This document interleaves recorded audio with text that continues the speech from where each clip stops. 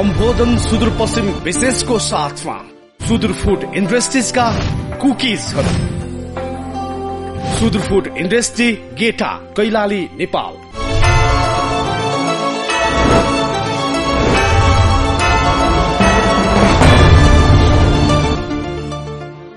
दर्शक नमस्कार, सम्बोधन सुदूरपश्चिम विशेषको आजको श्रृंखलामा स्वागत छ तपाईलाई। म हिक्मत रावल। दर्शकबिन, आजको यो श्रृंखलामा हामी कैलालीको पहलमानपुर क्षेत्रमा सुदूरपश्चिम मोहनयाल कृषि तथा पशुपालन व्यवसाय प्रणालीले सञ्चालन गर्न लागेको कोल्ड स्टोर अर्थात शीत भण्डारण केन्द्रको विषयमा केन्द्रित रहनेछौं। शीत भण्डारण पहिलो पटक सञ्चालन हुन थालेपछि त्यस क्षेत्रका कृषकहरू उत्साहित बनेका छन्। यो विषयमा चर्चा गर्नेछौं। त्योभन्दा अगाडि साताभरिका यी संक्षिप्त खबरहरू। राज्यको दृष्टिकोणबाट सधैँ पछाडि परेको सुदूरपश्चिम अर्थात प्रदेश नम्बर 7 आर्थिक समृद्धि, जलस्रोतको धनी, पर्यटनको सम्भावना, धार्मिक र सांस्कृतिक विविधताको धनी त छँदैछ, यो सँगै खेलकुदका दृष्टिकोणले समेत यो क्षेत्र निकै महत्वपूर्ण रूपमा चिनिन्छ। यसको बलियो उदाहरण धनगढ़ीमा भइरहेको धनगढ़ी प्रिमियर लीग डीपीएलले देखाएको छ। विषम 2066 सालबाट क्रिकेट क्षेत्रमा उदयमान भएको एसपीए कप क्रिकेट प्रतियोगिता कलेज स्तरीय हुँदै राष्ट्रिय क्रिकेट प्रतियोगिता आयोजना गर्न सफल भएको छ। धनगढ़ी क्रिकेट लीग डीसीएल र एसपीए कप क्रिकेट प्रतियोगितालाई गाभेर नयाँ रूप दिएर धनगढ़ी प्रिमियर लीग डीपीएलले यसपटक सबैभन्दा ठूलो धनराशिको क्रिकेट प्रतियोगिता आयोजना गरेको छ। प्रदेश नम्बर 7 को धनगढ़ीमा Sagarmatha cement Dhangadhi premier league डीपीएलको भव्य रूपमा यही चैत्र 27 गते धनगढ़ीको क्षेत्रीय प्रहरी कार्यालयको खेल मैदानमा प्रतियोगिताको शुभारम्भ भएको छ। यो प्रतियोगिताले देशकै क्रिकेट क्षेत्रको विकासमा नयाँ उचाइ प्रारम्भ गरेको छ। यति मात्र नभएर यो खेलले सुदूरपश्चिमाञ्चलको आर्थिक समृद्धि र यस क्षेत्रको पर्यटनको विकासमा समेत कोसेढुङ्गा साबित हुने सुदूरपश्चिमवासीले विश्वास लिएका छन्। दर्शकबिन, अहिलेसम्म यस क्षेत्रमा गतिलो एउटा कोल्ड स्टोर अर्थात शीत भण्डारण केन्द्र नहुँदाखेरि थुप्रै कृषकहरू निरुत्साहित भइराखेका थिए। थुप्रै कृषि उपज वस्तुहरू त्यत्तिकै खेर जाने अवस्था थियो र अब कोल्ड स्टोर करोडौंको लगानीमा स्थापना हुन थालेपछि पहलमानपुर क्षेत्रमा यस क्षेत्रका कृषक मात्रै खुशी भएका छैनन्, सबै बासिन्दाहरू उत्साहित भएका छन्। अब यस क्षेत्रको कृषिले माथि उठ्ने, फस्टाउने मौका पाउनेछ भनेर सबै हौसिएका छन्।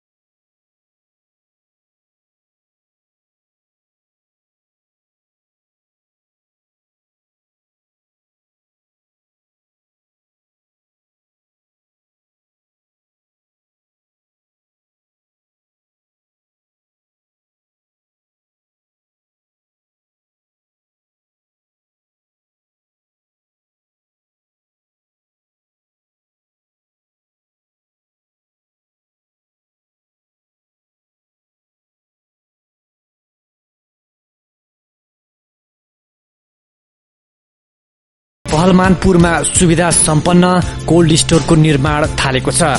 कृषि उपज वस्तुको उच्च मूल्य र भण्डारणसँगै रोजगारीको अवसर प्रदान गर्न 9 करोडको लागतमा निर्माण हुन लागेको कोल्ड स्टोर निर्माणका लागि नेपाल सरकार, कृषि विकास मन्त्रालय, साना तथा मझौला कृषक आय स्तर वृद्धि आयोजना र एसियाली विकास बैंकको सहयोगमा 2 करोड 89 लाख सहयोग गरेको छ भने बाँकी रकम स्थानीय बासिन्दाको शेयर संकलनबाट कोल्ड स्टोर निर्माण गर्न लागि हो। कोल्ड स्टोर नहुँदा यहाँका किसानहरूले उत्पादन गरेको तरकारी, फलफूल भण्डारण गर्न असहज भइरहेको छ।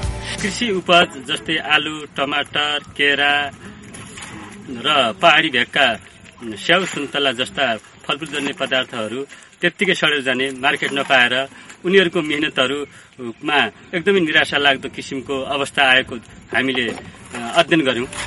3000 मेट्रिक टन क्षमता भएको कोल्ड स्टोर निर्माण भएपछि यस क्षेत्रका कृषि उपज वस्तुको भण्डारण गरी बजारीकरणमा सहज आपूर्ति हुने र त्यसबाट आमदानी वृद्धि गरेर रोजगारी अवसर सृजना गर्ने उद्देश्य रहेको छ।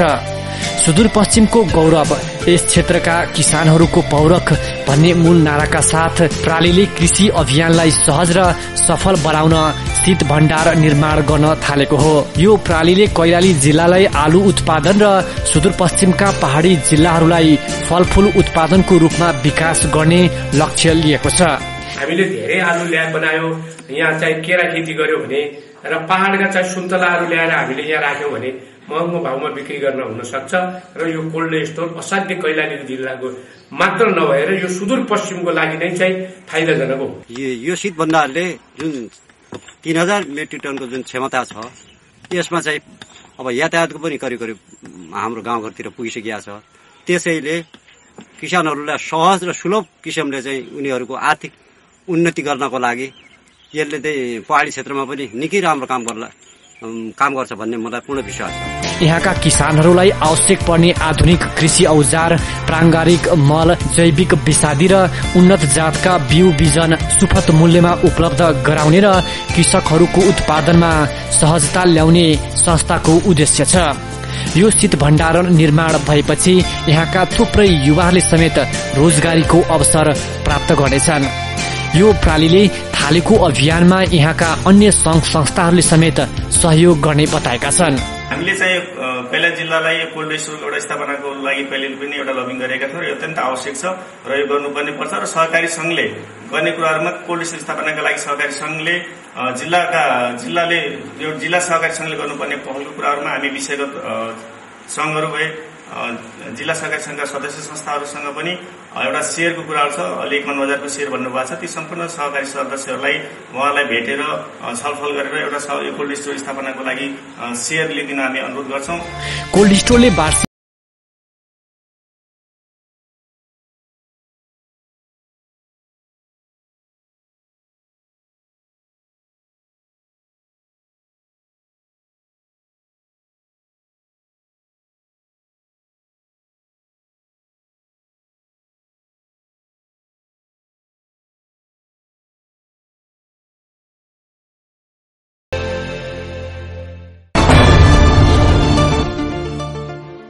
नौलो स्वाद, नौलो उमंग, रमाई खाऊ।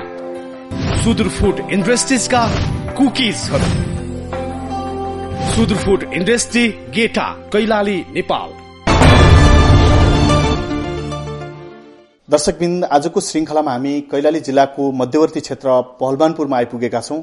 यो क्षेत्रमा ठूलो लगानीमा कोल्ड स्टोर अर्थात कृषि उपज शीत भण्डारको निर्माण गर्न थालिएको छ।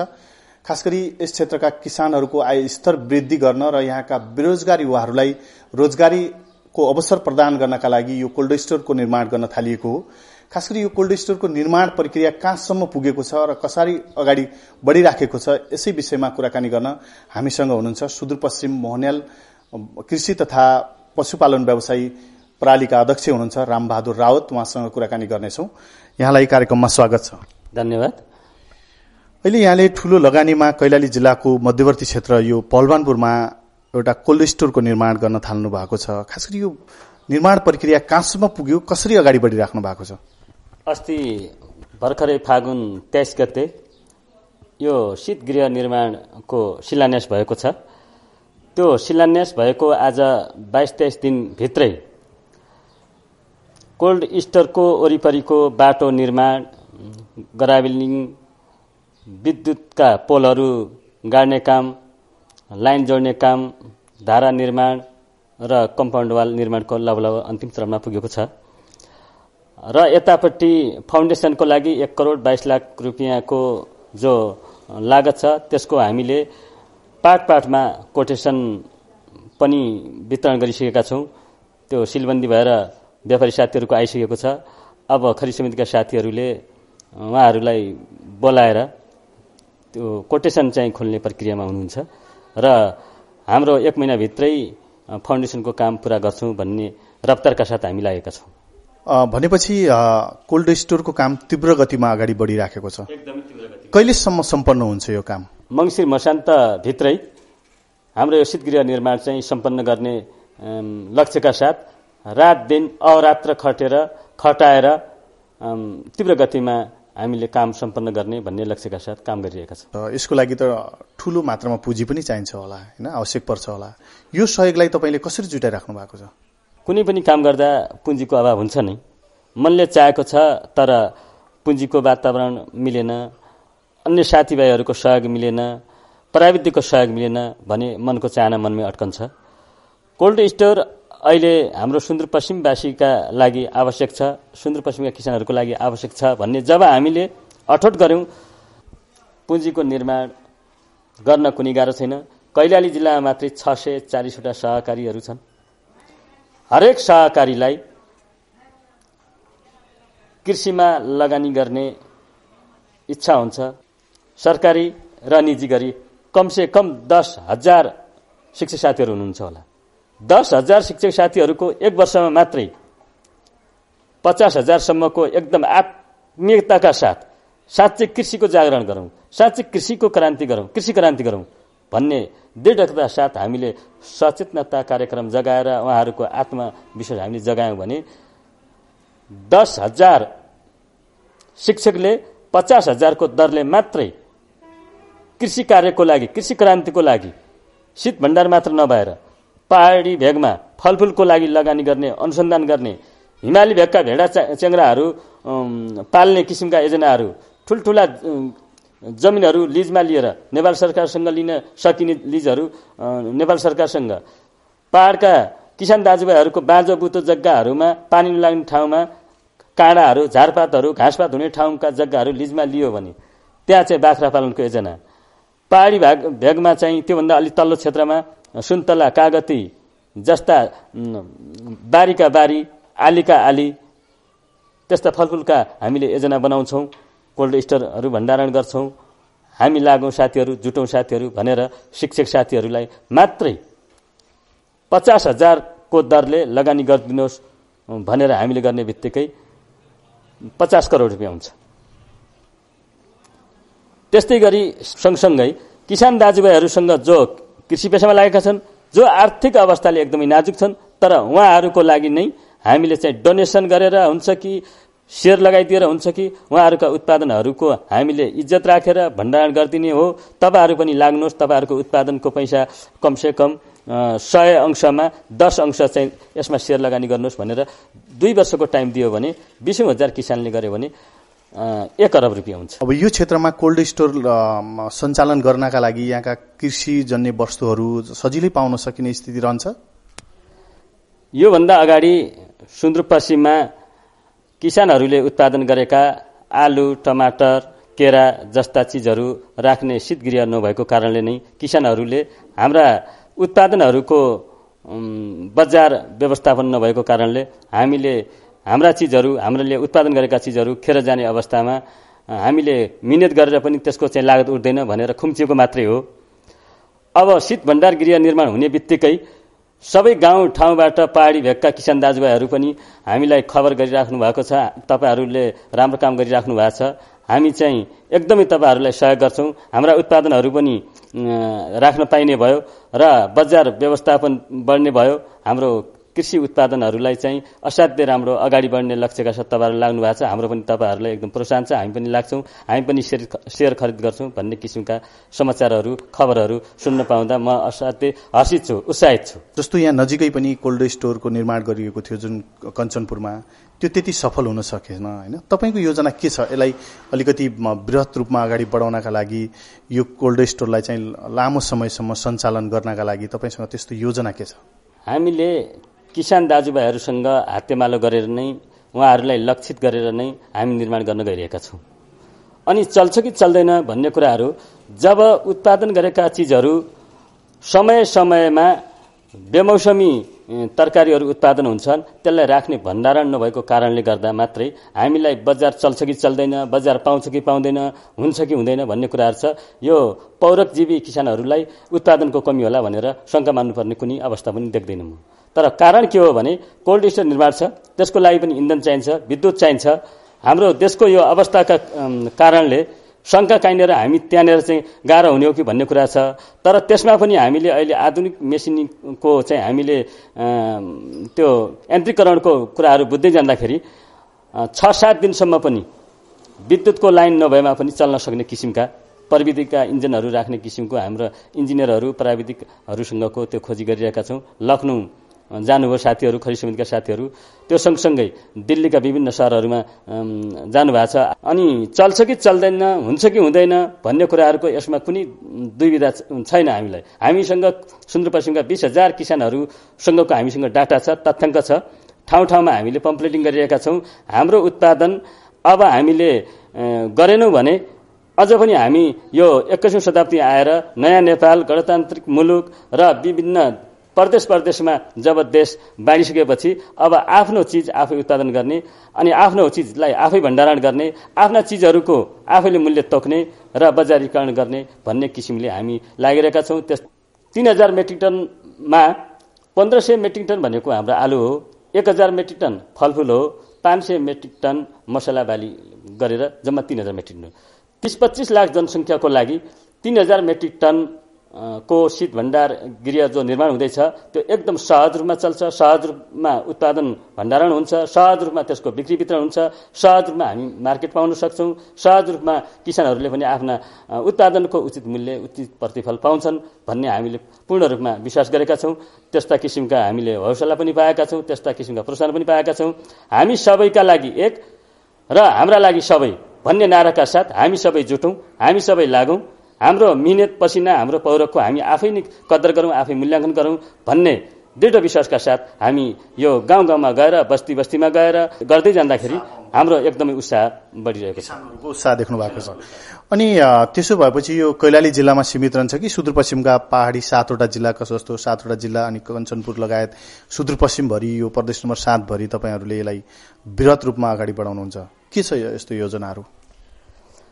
सबैभन्दा पहिले मैले केही काम गरेर खानुपर्छ भन्ने जनचेतना जगाउने हो। जब मान्छेलाई गर्नुपर्छ, चल्नुपर्छ, केही व्यवसाय सिप इलममा लाग्नुपर्छ भन्ने कुराको बुझाइ ठिक तरिकाले हामीले किसान दाजुभाइहरूमा, पढे लेखेका युवाहरूमा, महिला दिदीबहिनीहरूमा हाम्रो यो बुझाइ प्रष्ट हुन गएपछि उहाँहरूलाई चाहिँ लगानीको अभाव हुन सक्छ। लगानी हामी यस प्रणालीबाट नै गर्न तयार छौँ। अनि उहाँहरूको उत्पादन हुन्छ, उत्पादन कोल्ड स्टोरमा राख्छौँ र राख्न लगाउँछौँ, त्यो पनि भइहाल्यो। अनि त्यसपछि बेमौसममा हाम्रा भण्डारण गरेका चिजहरूको उचित मूल्यमा उहाँहरू बजारीकरण गर्छौँ र उहाँहरूले आफै राख्नुहुन्छ, भाडा दर तिरेर हामी नै बेच्छौँ भन्ने कुराहरू किसान दाजुभाइहरूको कुरा भयो भने उहाँहरूको पनि आफ्नो आम्दानीको स्रोत बढ्छ। हामी कार्यक्रमको अन्तिमतिर छौँ। यस क्षेत्रका किसान अर्थात् यो प्रदेश नम्बर 7 का किसानहरूलाई तपाईँले केही भन्नु छ? सम्पूर्ण कैलालीवासी किसान दाजुभाइ, शिक्षक साथीहरू, राजनीतिक दलका बन्धुहरू, पत्रकार साथीहरू, सञ्चारकर्मी, वकिल, इन्जिनियर, डाक्टर, सहकारी कर्मी, समुदाय वनकर्मी, सम्पूर्ण सबैलाई हामी सबै किसानका छोराछोरी हौँ। आज म पेसाले शिक्षक भए पनि मेरो मूल बाबुबाजेले गर्दै आएको पेसा भनेको कृषि हो। हरेक नेपालीको अवस्था त्यही नै हो भने सुदूरपश्चिममा अझै बढी यसको टटकारो रूप के हो भने हामी सबै किसानका छोराछोरी हौँ।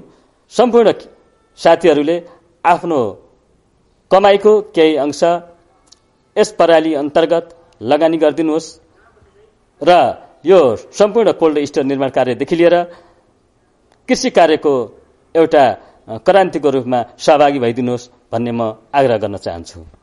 कार्यक्रममा आइदिनु भयो, यहाँलाई धेरै धेरै धन्यवाद। यहाँलाई पनि असाध्यै मनभरिको पीडा चाहिँ बिसाउने मौका दिनुभयो, यहाँलाई पनि धेरै। दशमा यसरी सुदूरपश्चिम मोहनयाल कृषि पशुपालन व्यवसाय प्रणालीले जसरी कैलालीको पहलमानपुरमा करोडौंको लगानीमा शीत भण्डारण केन्द्र अर्थात कोल्ड स्टोरको स्थापना गरेको छ, यो आम सुदूरपश्चिमवासीका लागि गौरवको विषय हो। आशा गर्न सकिन्छ कि आगामी दिनमा यस क्षेत्रको कृषि पशुपालन व्यवसायले फस्टाउने मौका अवश्य पाउनेछ।